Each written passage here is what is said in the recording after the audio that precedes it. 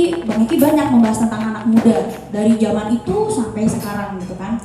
Nah betul bahwa ke depan yang akan menjadi pemimpin pasti pemuda, Gen Z dan Gen Alpha. Namun pertanyaannya, pemuda yang seperti apa?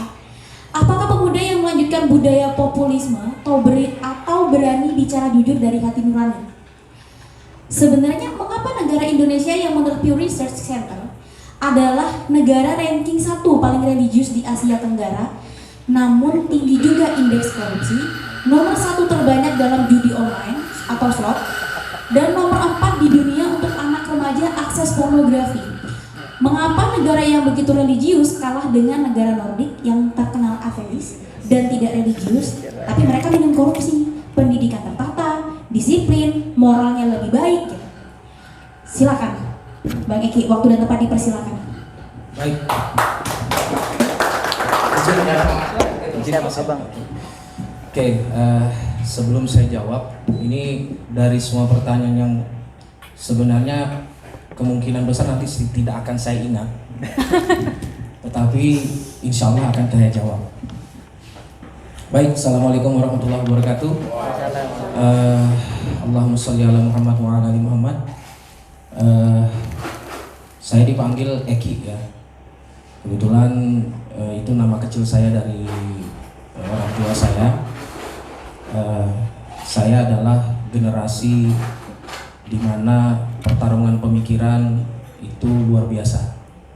Pasca reformasi, saya sempat terlibat demonstrasi ya, yang kebetulan ya menjadi sebuah kenangan tersendiri yang bersejarah lah dalam diri saya.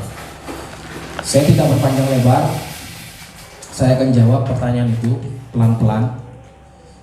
Pertama, kenapa kok kita negara yang religius? Ya, tapi ini mohon maaf, saya lepas baju saya sebagai seorang ASN. Saya akan bicara sebagai seorang mantan aktivis mahasiswa.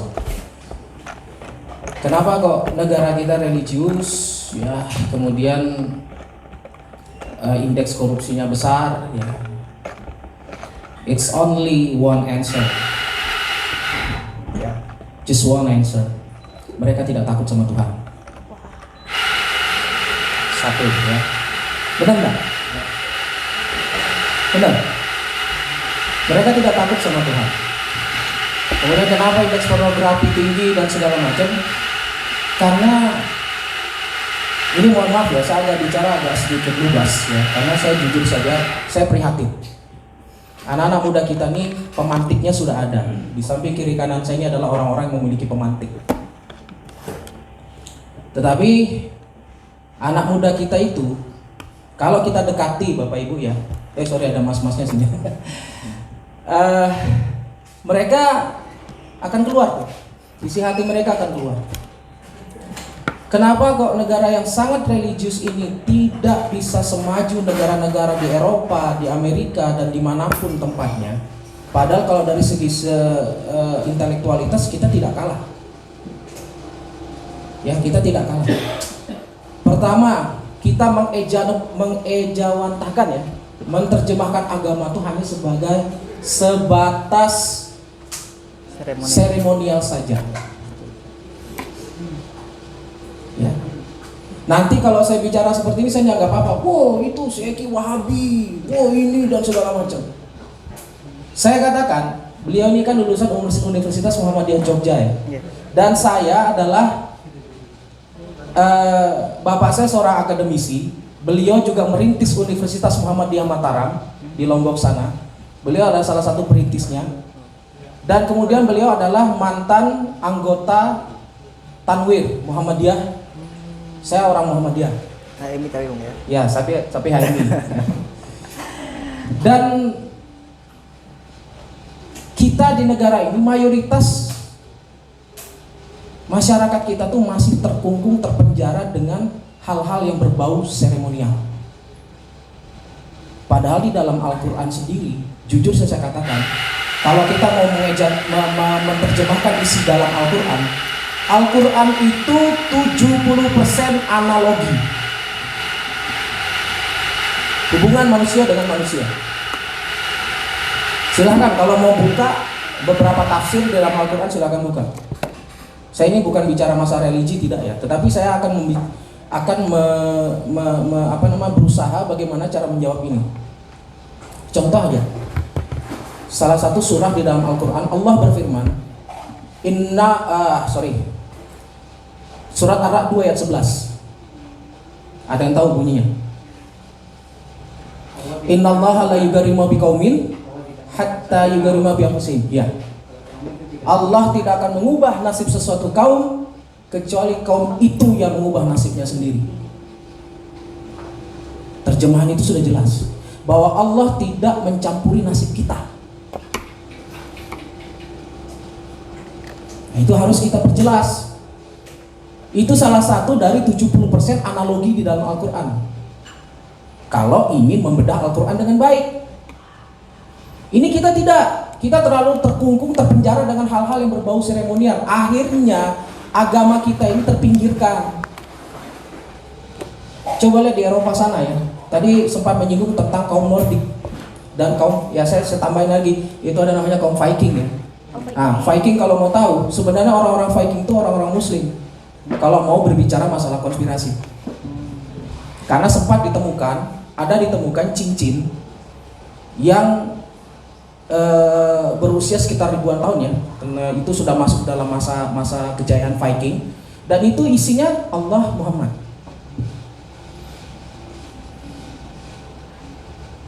Boleh percaya, boleh tidak, silahkan. Saya sudah pernah baca itu ya. Nah kemudian kenapa kok di Eropa, di Amerika sekarang itu kok Islam sedang berkembang pesat? Karena Islam sebagai agama yang katanya, saya baru bilang katanya loh ya, rahmatan lil alamin, itu kenapa diterima?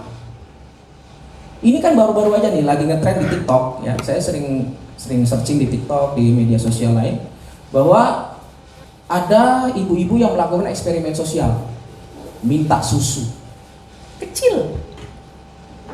Ini mohon maaf yang beragama lain, saya tidak mendiskreditkan agama lainnya, tidak. Ini karena kita berbicara masalah religiusitas tadi.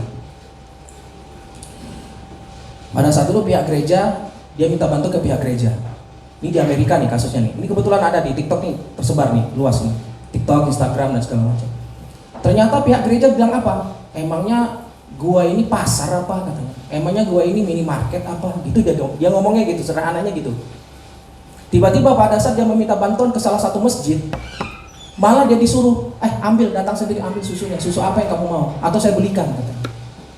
Nah dari situ saja, ya orang-orang yang berpikiran mungkin agak, ya mungkin masih rata-rata, mereka bilang, oh kok Islam bagus ya katanya. Akhirnya apa? Sekarang ini lonjakan mu'alaf yang ada di negara-negara Eropa dan negara-negara negara Amerika Selatan dan seluruh negara-negara di dunia itu luar biasa sekarang. Karena apa? Islam itu adalah agama analogi, agama akal, bukan sebatas seremonial. Seremonial kita itu apa? Apa? Kira-kira bisa menjawab Bapak Ibu? Seremonial kita apa?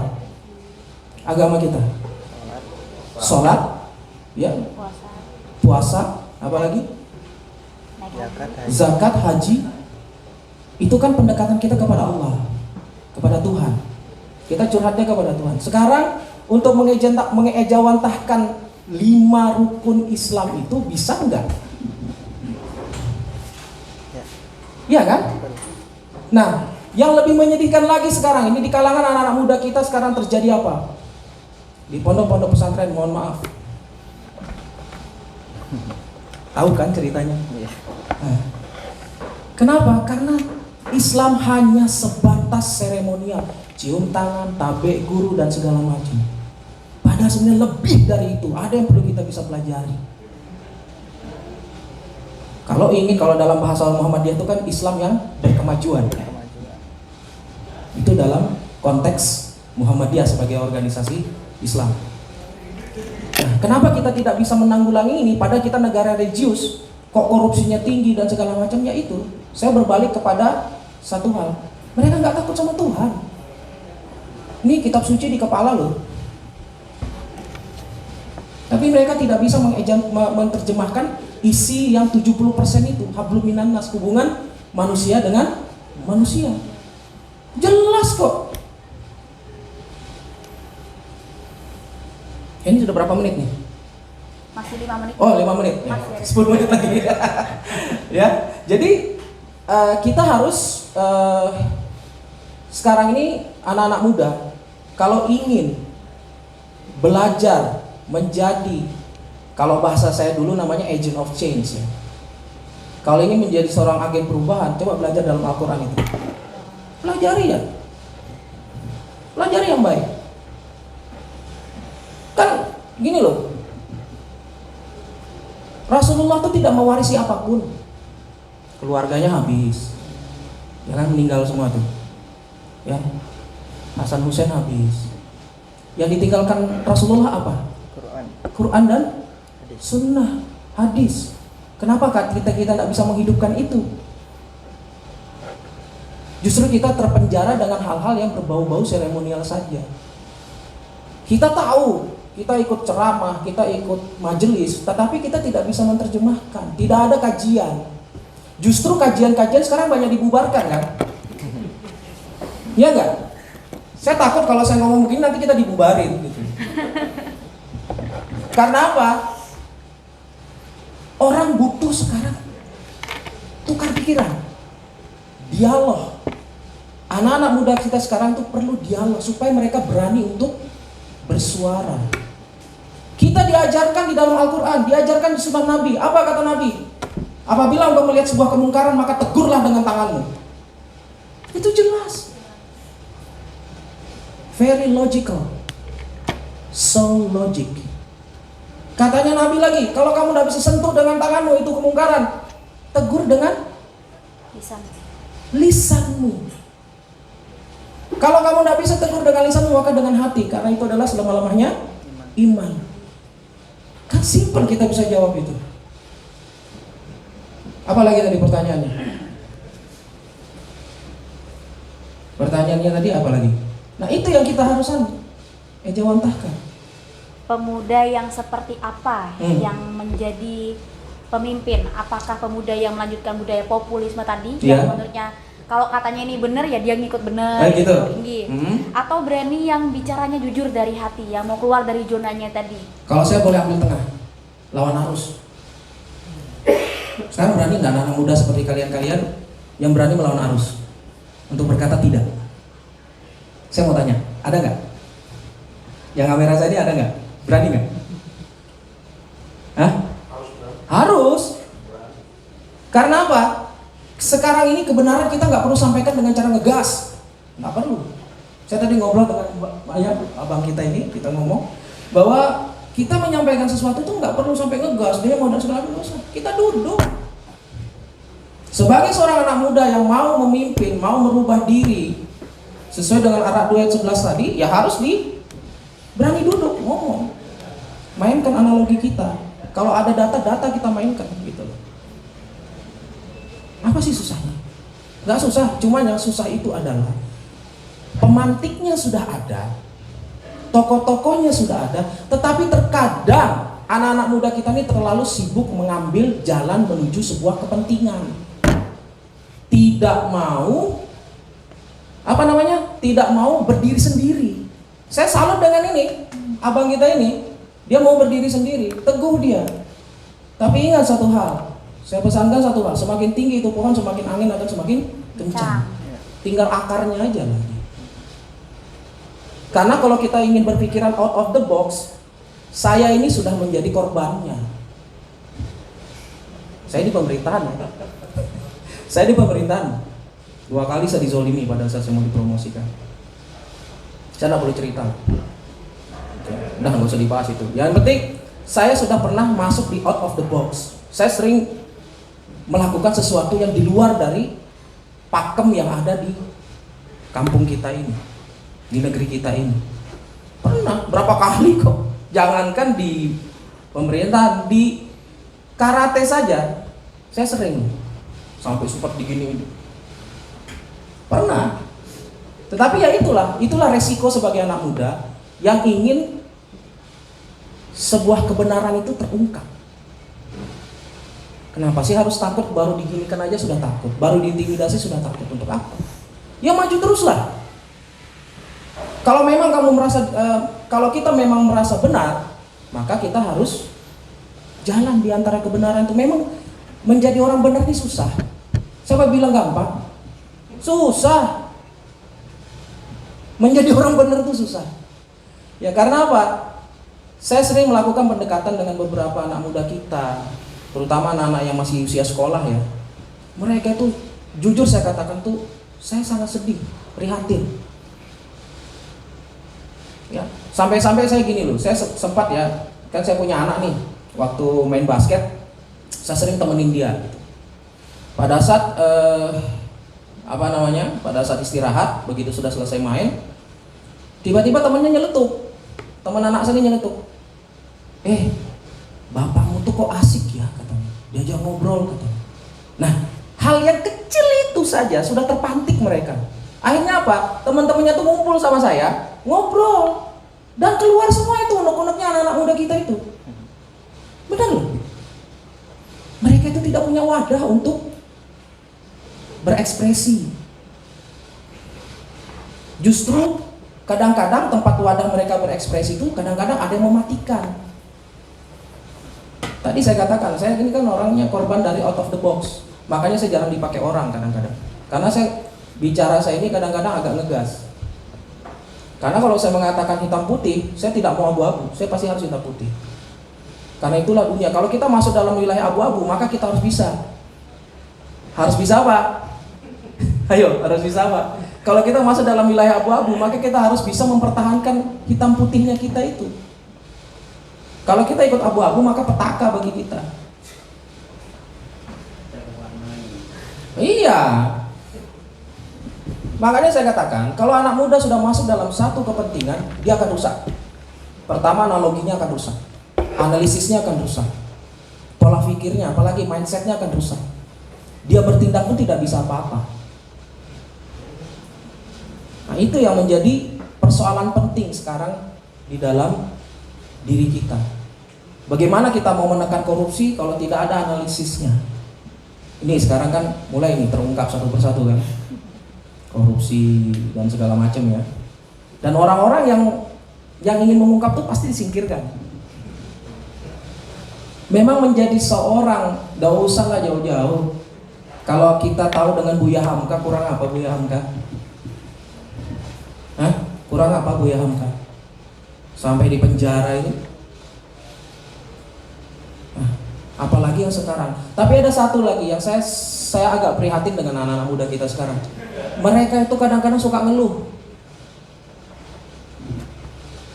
Mentalnya ini masih mental kerupuk. Ibarat kerupuk diremes begini udah selesai, hancur.